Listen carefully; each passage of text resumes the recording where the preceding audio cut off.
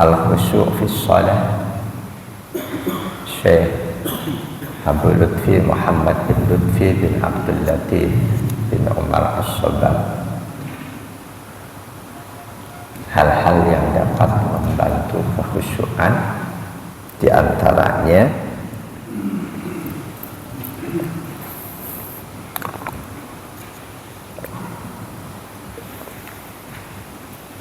dengan menyegerakan diri datang ke masjid tabkir. Menyegerakan diri datang ke masjid sebelum azan dikumandangkan. Di samping ada pahala khusus, karena itu memang diperintahkan oleh Rasul, menyegerakan diri datang ke masjid, tidak ngepres waktunya. Lebih-lebih ketika sengaja baru berangkat ketika sudah qomat.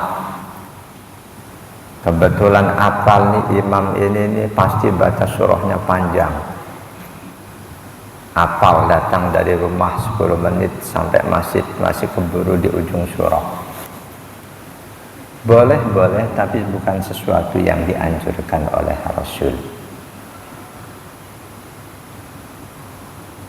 Datang lebih cepat sebelum azan dikumandangkan, itu lebih baik.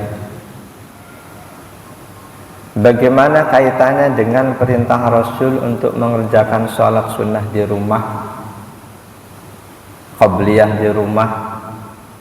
Itu bisa difahami. Qabliyah di rumah itu sunnah bagi mereka yang rumahnya dekat dengan masjid. Buat yang rumahnya jauh, ini hadisnya Rasul perintahkan untuk berangkat lebih cepat, tabkir. An Abi Hurairah radhiyallahu anhu anna Rasulullah sallallahu alaihi wasallam qala, "Lau ya'lamun nasu ma fin nida'i was-saffil awwali summa lam yajidu illa ayyastahimu alaihi lastahamu. Walau ya'lamuna ma fit tahjiri lastabaku ilaihi. Walau ya'lamuna ma fil atamati was-subhi la'atauha walau habwan."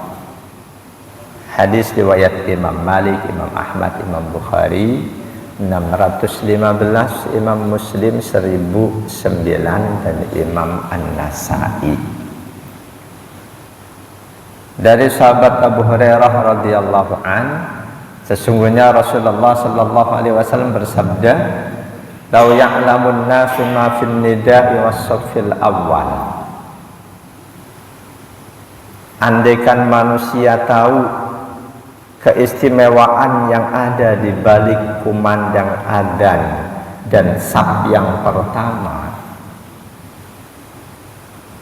Andaikan manusia tahu keistimewaan fadilah yang ada di dalam kumandang adzan dan saf pertama, semalam yajidu, kemudian mereka tidak bisa mendapatkan kedua hal itu illa ayyastahimu alaih, kecuali dengan cara mengadakan undian, lastahamu, pasti mereka akan mengundi. Boleh jadi maksud ucapan Rasul andaikan manusia tahu, bukannya nggak tahu. Tahu, tapi pengetahuan mereka tidak seperti pengetahuan Rasul. Betapa istimewanya adzan, berapa istimewanya saf yang pertama.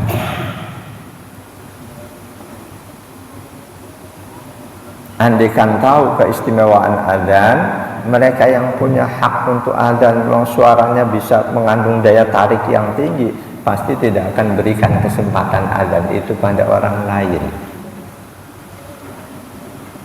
Jangan difahami apa adanya berarti siapapun adzan harus duluan. Ketika suara kita sember justru menjadikan jamaah malah kabur, jangan. Tentu adzan yang dimaksud adzan yang punya daya tarik tinggi, yang karena adzan itu jamaah yang semula agak malas-malas jadi lebih semangat. Lebih-lebih jamaah yang memang sudah semangat. Adzan itu punya pengaruh yang sangat kuat di dalam batin setiap muslim mukmin. Iblis jin aja kabur ketika adzan dikumandangkan. Sahabat Nabi, mereka sudah ditetapkan oleh Rasul. Sahabat Bilal bin Rabah, muadzin utama. Sahabat Abdullah bin Ummi Maktum, muadzin kedua. Sahabat Abu Mahdurah, muadzin beliau yang ketiga. Mereka yang oleh Rasul tidak ditetapkan sebagai muadzin, ngerti sudah bahwa hak adzan ada pada 3 orang sahabat itu. Tentu mereka ditetapkan oleh Rasul karena punya keistimewaan berkaitan dengan adzan dibanding yang lain. Walaupun demikian, sahabat Bilal tahu betapa istimewanya adzan. Tapi tidak sepanjang hayat beliau kumandangkan adzan. Karena ada hal lebih besar yang menjadikan beliau terhalang untuk adzan. Terjadi ketika Rasulullah sudah wafat. Beliau tidak mau lagi kumandangkan adzan. Padahal suara beliau tidak berubah.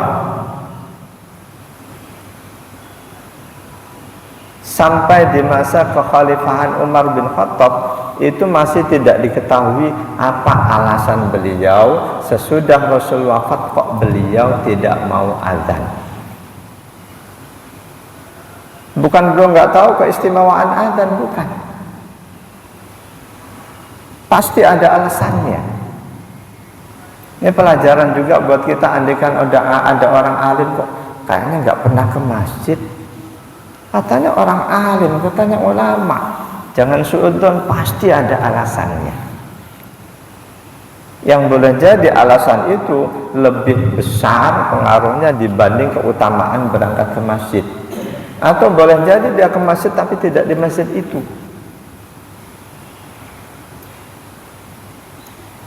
Pada saat Khalifah Umar bin Khattab, baru alasan sahabat Bilal nggak mau lagi adzan semenjak Rasul wafat itu diketahui. Jadi kisahnya, ketika Rasul wafat, sahabat Bilal tinggalkan kota Madinah. Setelah bertahun-tahun, suatu saat sahabat Bilal mimpi didatangi Rasul. Wahai Bilal, sudah berapa lama kamu tidak pernah datang kepadaku? Beliau bangun, beliau sadar ini betul Rasul. Karena mimpi, siapapun kita yang mimpi jumpa Rasul, itu bukan jin, bukan setan. Allah tidak izinkan jin setan untuk menyerupai Rasul. Beliau segera berangkat ke Madinah, langsung ziarah ke makam Rasul. Begitu para sahabat termasuk Khalifah Umar tahu sahabat Bilal datang, 2 cucu Rasul yang langsung, "Ya Am, tolong kumandangkan adzan. Kami sangat rindu mendengarkan adzan sebagaimana lantunan adzan di masa Rasulullah dulu."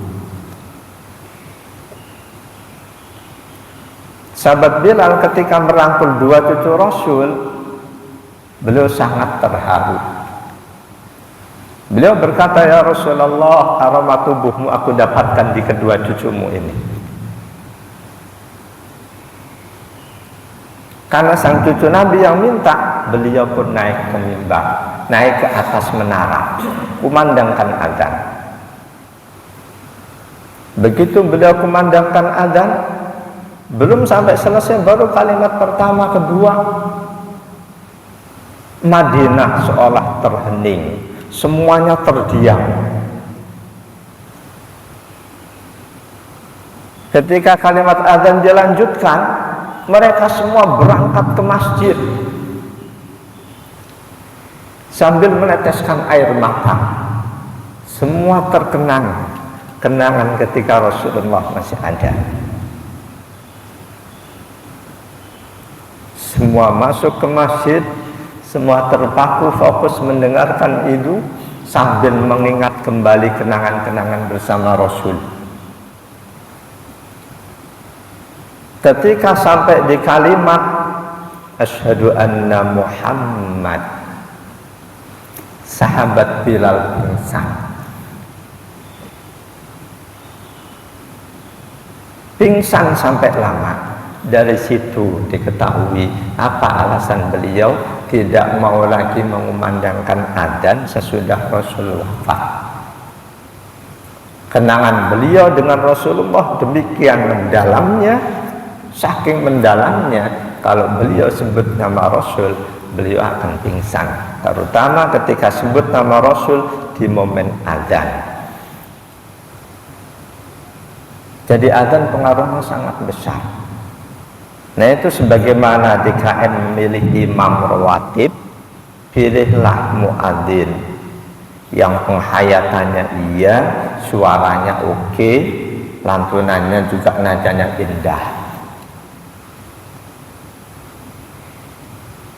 Di Al-Azhar Jaka Permai itu muadzinnya nggak sembarang muadzin, sebagaimana imamnya. Orang-orang yang dipilih diberikan maisah khusus, kedudukannya sangat tinggi. Mungkin DKM nggak bisa adzan seindah dia, dengan menunjuk dia insya Allah pahala muadzin didapatkan DKM. Demikian juga memilih sosok imam, nggak sekedar dia yang hafidz Quran, nggak sekedar bacaan Qurannya baik, tapi penghayatannya, perilaku kesehariannya pun indah sehingga makmum merasa nyaman. Lebih-lebih ketika ditunjang dia paham fikih sholat, fikih khilafiyah berkaitan dengan sholat.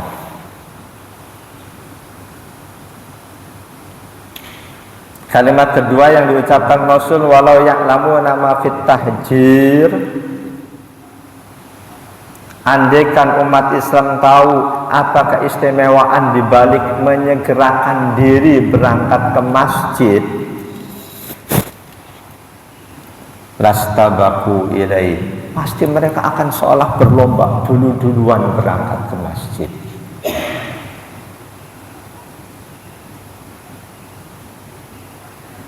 Kalimat ketiga, walau ya'lamuna ma fil atamati was subhi, andaikan umat manusia, umat Islam tahu keistimewaan di balik salat Isya dan subuh berjamaah, la atauha walau habwan, pasti mereka akan selalu mendatangi Isya dan subuh berjamaah meskipun merangkak. Jamaah dan Allah yakum ajma'in, jangan berangkat lebih cepat ke masjid sebelum azan. Kita masuk masjid, kita laksanakan hak masjid, sholat tahiyatul masjid. Sambil nunggu azan dikumandangkan, kita baca Quran dan lain sebagainya. Ketika azan dikumandangkan, kita jawab setiap kalimat azan. Itu keistimewaan khusus yang dijanjikan oleh Rasul. Kata penulis kitab ini, taqra'u fi hadzal waqti syai'an minal Qur'an aw tadhkurullaha wa tad'uhu bil ma'suri minad du'a ba'da tahiyatil masjid. Dengan kita berangkat lebih dulu ke masjid, ada space waktu cukup, sesudah tahiyatul masjid kita baca Quran, kita hayati bacaan itu. Atau kita lakukan zikir aurat kita, hizib kita, zikir-zikir rutin kita, lalu kita doa yang maksur yang diajarkan oleh Rasul. Sambil nunggu adzan dikumandangkan kita jawab, lalu wan nafilatir ratibati, selesai adzan kita nyaman melaksanakan sholat sunnah rawatib qabliyah.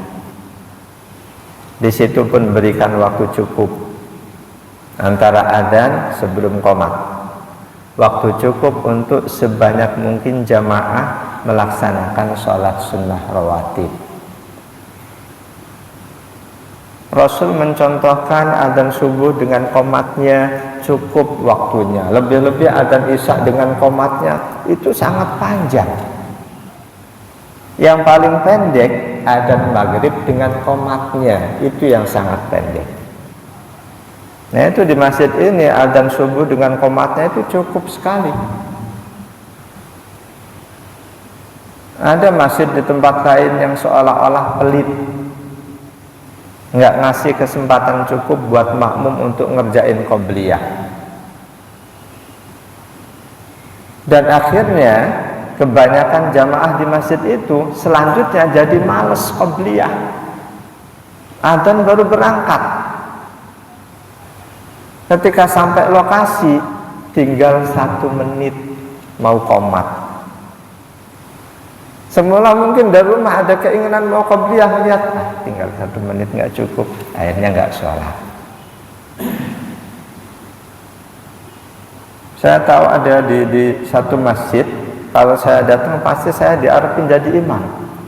Saya nggak peduli dengan itu, saya menikmati qobliyah. Muadzinnya udah terbiasa, begitu bunyi mereka pasti qomat. Kadang lihat saya masih lama, akhirnya imam lain maju.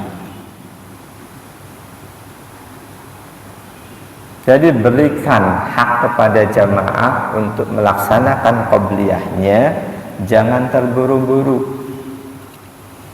Kita yang duluan, kita udah qobliyah, kita duduk, kita sabar menunggu saudara kita selesai qobliyah. Jangan dikira kita tidak mendapatkan pahala.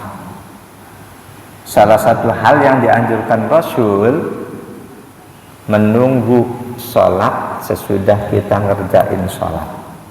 Nanti kita tahu itu hadisnya. Sesudah kita sholat qobliyah, kita tunggu qomat, itu pahalanya besar. Meskipun qobliyah kita misal cuma 2 rakaat, kita nunggu durasi waktunya seukuran 10 rakaat, kita dapat pahala 10 rakaat.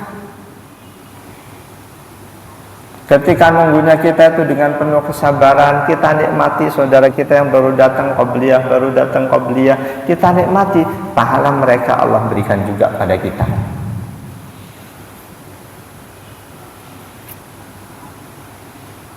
Jadi datang lebih dulu sebelum waktu, sholat tahiyatul masjid, lalu baca Quran, lakukan zikir, berbagai macam zikir, baca doa.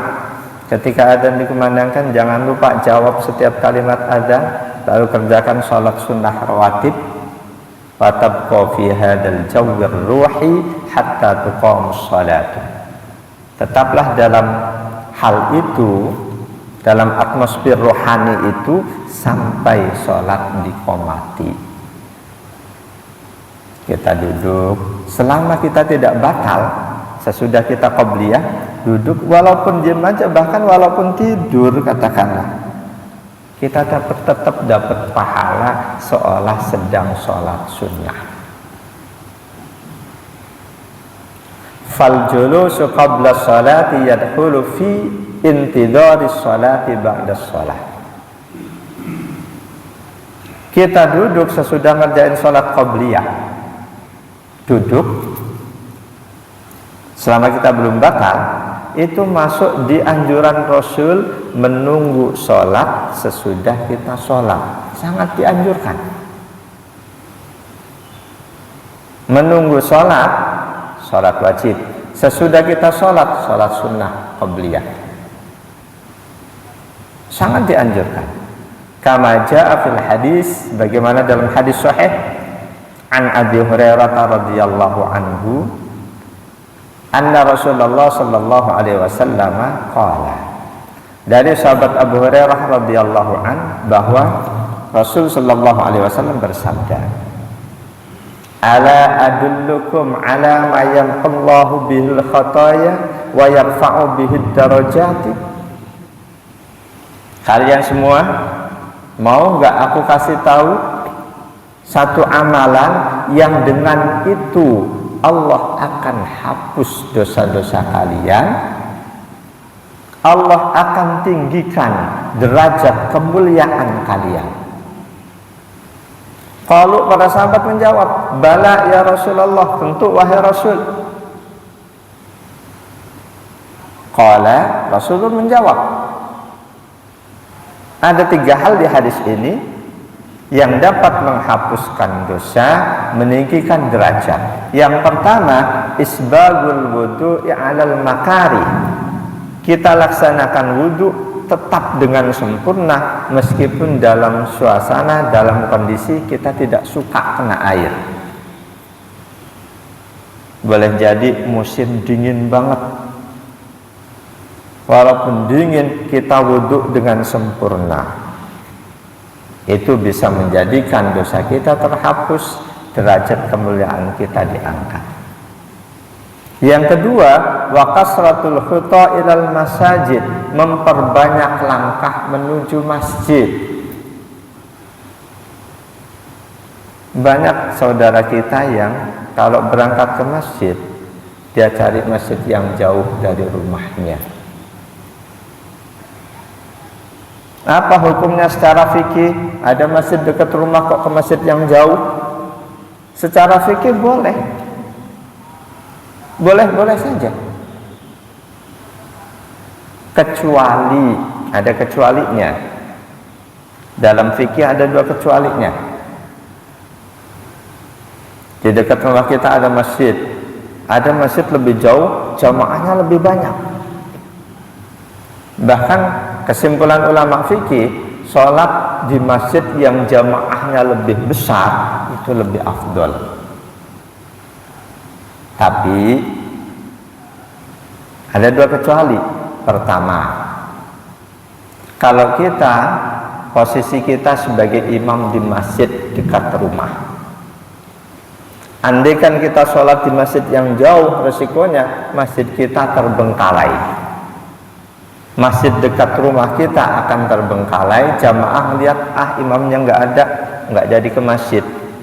Dalam kondisi seperti itu, kita lebih baik ke masjid dekat rumah, bahkan walaupun masjid itu sangat kecil. Lebih afdol kita datang ke masjid dekat rumah. Yang kedua, kecuali yang kedua, masjid dekat rumah nggak terlalu semarak, jauhan dari rumah semarak, tapi ternyata masjid yang semarak itu imamnya boleh jadi kita tahu memang dia hafid Quran, tapi sehari-hari gaulnya ama bukan mahram mulu, misal fasik kategorinya. Imamnya memang bacaannya bagus, tapi dia demen mencaci maki orang lain, fasik. Imam yang fasik itu tidak afdol. Lebih afdal di masjid yang kecil tapi imamnya wara', imamnya soleh, akhlaknya indah, itu lebih afdal makmum sama dia dibanding makmum di masjid yang besar tapi imamnya fasik. Jadi hal kedua yang bisa menjadikan dosa kita dihapus oleh Allah, derajat kemuliaan kita ditinggikan, memperbanyak langkah menuju masjid. Nah, hal yang ketiga, wantidarus sholati ba'das sholat, menunggu sholat sesudah kita mengerjakan sholat. Ini yang dianjurkan. Kita datang ke masjid, kita sholat qobliyah, kita nunggu jamaah. Sejatinya kita nunggu untuk diqomati sholat wajibnya. Berapapun lamanya kita nunggu, pahala kita besar. Ada ustadz yang berpandangan kalau kita nunggu jamaah, keafdolan sholat di awal waktu hilang dong. Ini omongan yang tidak berdasarkan ilmu. Memang dia lebih tahu dibanding Rasul. Rasul adzan isya tepat waktu, qomatnya nyaris 2 jam rata-rata setelah adzan isya. Subuh adzan tepat waktu, qomatnya nyaris hampir cahaya itu sudah mulai terlihat. Bahkan untuk sholat duhur, sunnah Rasul ketika cuaca sedang panas kayak saat ini, qomatnya ditunda sampai mulai terasa adem baru qomat. Mau Rasul nggak tahu sholat di awal waktu? Rasul yang nyampein afdhulus sholat, afdhul amal as-sholatu fi awali waktiha. Tapi prakteknya awal waktu yang selalu diterapkan oleh Rasul khusus di sholat maghrib. Itu benar-benar. Nah itu Imam Syafi'i sendiri, pandangan belakangan beliau, sholat maghrib itu waktu afdolnya ukurannya begitu adzan, kita wudhu, kita sholat 2 rakaat, qomat. Itu waktu afdolnya. Bahkan di pandangan beliau yang belakangan, Qaul Jadid, waktu maghrib itu sangat terbatas. Walaupun pandangan beliau yang duluan ketika masih di Baghdad, waktu maghrib panjang sampai datang waktu isya. Nah, ulama mazhab Syafi'i lebih merujuk pendapat Imam Syafi'i ketika beliau di Baghdad, qaul qadim. Jadi ada pendapat Imam Syafi'i ketika beliau di Mesir, ada pendapat beliau ketika beliau di Baghdad. Di Baghdad duluan qaul qadim, di Mesir qaul jadid. Antara dua pendapat Imam Syafi'i ini ada yang sama, ada yang beda. Oleh ulama mazhab Syafi'i ada di antaranya pendapat yang duluan dinilai lebih kuat dibanding yang belakangan. Dan itu sekaligus pelajaran lain buat kita. Boleh jadi dulu ketika kita masih muda, ilmu kita dalam satu urusan ternyata lebih benar dibanding ketika saat ini sudah tua. Tidak selalu tambah umur ilmunya pasti lebih baik dalam segala hal. Tidak selalu. Buktinya itu qaul qadim dan qaul jadidnya Imam Syafi'i, enggak selalu yang baru yang jadid lebih benar. Ternyata banyak yang oleh ulama yang dipakai justru pendapat yang duluan. Jamaah dan Allah wa iyyakum ajma'in. Menunggu sholat sesudah kita ngerjain sholat itu salah satu yang dapat menjadikan kita, dosa-dosa kita dihapus oleh Allah, derajat kemuliaan kita ditinggikan oleh Allah. 3 hal itu kata Rasul, fadzalikumur ribat. Itulah 3 hal itu alat untuk mengikat. Fadzalikumur ribat, itulah alat untuk mengikat, ar-ribat. Fadzalikumur ribat, itulah alat untuk mengikat. Mengikat apa? Boleh jadi mengikat jiwa raga kita agar tidak kemana-mana ketika kita ngerjain sholat. Mengikat agar keimanan kita, keislaman kita makin hari makin teguh. Jadi ucapan Rasul, bahasa Rasul ar-ribat ini alat untuk mengikat. Mengikat apa? Rasul nggak kasih tahu. Maknanya bisa untuk mengikat jiwa raga dalam sholat supaya khusyuk, bisa untuk mengikat keimanan dan ketakwaan kita supaya makin hari makin teguh. Maknanya banyak. Ini hadis sahih riwayat Imam Malik, Imam Ahmad, Imam Muslim 610, At-Tirmidzi dan An-Nasa'i. Jamaah dan Allah wa iyyakum ajma'in. Bagaimana kalau seseorang sholatnya di rumah? Ini tadi sempurnakan wudhu di rumah, iya. Memperbanyak langkah ke masjid, terus nunggu sholat sesudah sholat. Ini di masjid. Di rumah kita habis sholat qobliyah, nunggu siapa? Sengaja menunda qomatnya, tentu nggak berlaku. Amma idza shallaita fil baiti, adapun jika engkau ngerjain sholat di rumah, disababin minal asbabil masyru'ati, karena ada sebab-sebab. Jadi tidak mutlak setiap laki-laki harus selalu sholat di masjid, enggak. Dianjurkan sangat sholat di masjid, iya, tapi tidak harus selalu. Ketika ada alasan, ada udzur, ya boleh-boleh saja. Walaupun harus hati-hati, kadang alasan itu mungkin ada campur tangan setan. Mungkin. Saya kadang merasa itu. Kadang udah dekat waktunya berangkat ke masjid, tiba-tiba perut mules. Ketika masuk kamar mandi 15-20 menit nggak ada yang keluar. Ini setan jangan-jangan. Kadang ketika ada perasaan seperti itu, saya lawan, saya berangkat ke masjid. Ternyata sampai selesai sholat nggak ada masalah. Awalnya ada perasaan. Di hadis sebelumnya kita tahu setan memang kadang mempermainkan kita, mempermainkan dubur kita. Kita lagi sholat ada perasaan kentut, kita udah tahu hadisnya. Jadi kita harus bisa membedakan mana udzur yang memang manusiawi, mana pula yang udzur itu cuma perasaan. Boleh jadi gangguan setan. Kadang ketika yakin banget, wah ini ya benar-benar udzur. Di mana-mana adzan, saya masih di kamar mandi. Paling pesan ke keluarga, nanti sholat bareng ya. Karena rata-rata masjid di sana nggak ngasih waktu cukup antara adzan dan qomat. Kadang kalau masih ada masjid yang belum qomat, saya hafal. Ini biasanya antara adzan qomat bisa 10 menit, keburu berangkat ke masjid. Adapun jika engkau kerjakan sholatmu di rumah karena 1-2 sebab yang sesuai syariat, khususnya sholat di rumah itu dianjurkan buat wanita. Walaupun mazhab Syafi'i, wanita tetap sunnah ke masjid, tapi dengan catatan. Laki-laki mutlak sunnah ke masjid tanpa catatan. Kaum wanita sunnah ke masjid pandangan mazhab Syafi'i, tapi dengan catatan. Catatannya, dia tidak mengganggu jamaah laki-laki.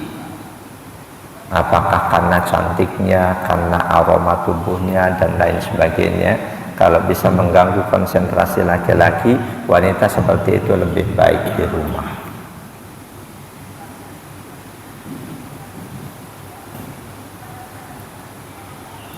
Fal tajlis qalilan qabla sholati. Nah, ketika kita sholat di rumah, selesai kita sholat qabliyah, jangan langsung qomat. Fal tajlis qalilan qabla sholat.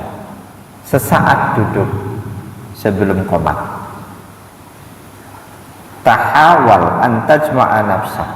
Duduk untuk berzikir, untuk menyatukan konsentrasi jiwa raga kita. Wa turaji' ma sataqra'uhu fi shalah. Bagus juga sebelum kita qomat sholat di rumah nih, apa nanti surat yang mau kita baca dulu, kita murojaah.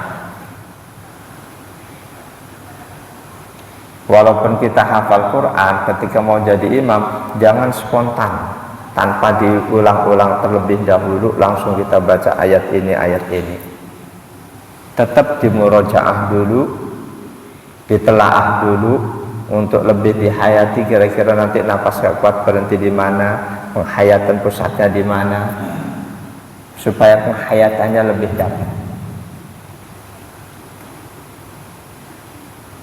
Waqad qala sallallahu alaihi wasallam, sungguh Rasulullah sallallahu alaihi wasallam telah bersabda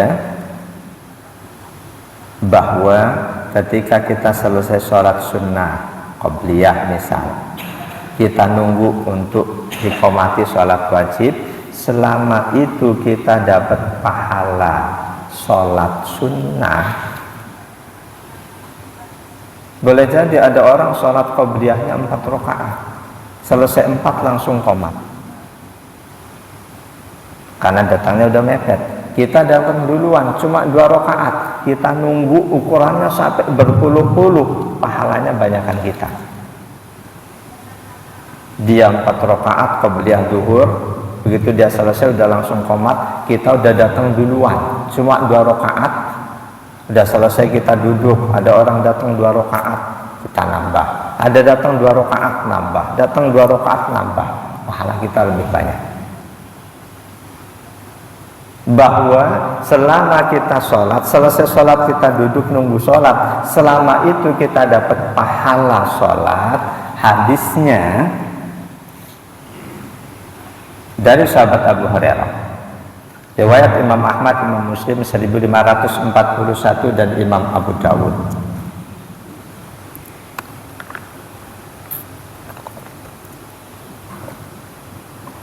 Sabda Nabi, la yazalul abdu fi sholatin makana fi musallahu.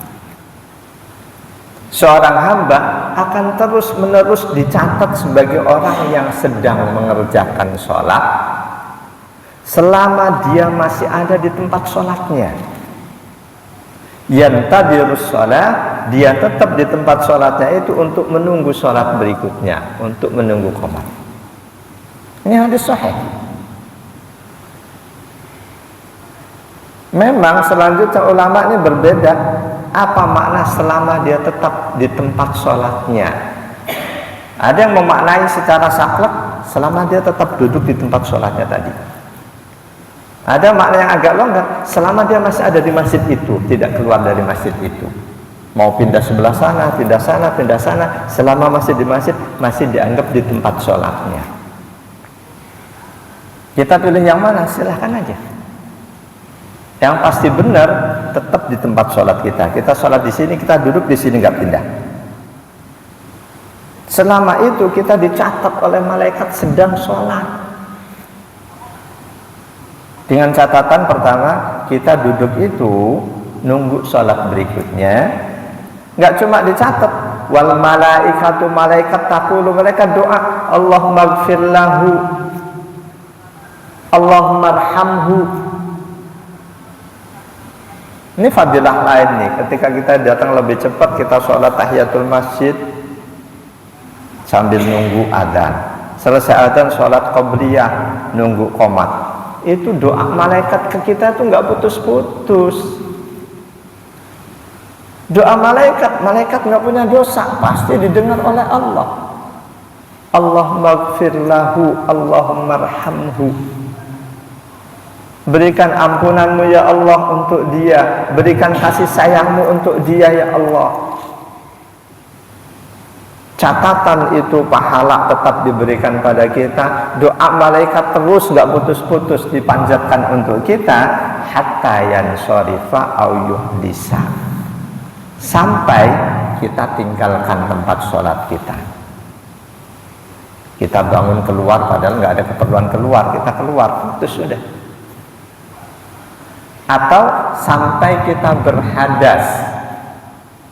Kila Rasul ditanya, wa ma yuhdisu, apa itu hadas wahai Rasul? Qala, jawaban Nabi, yafsu au yatrabu, sampai dia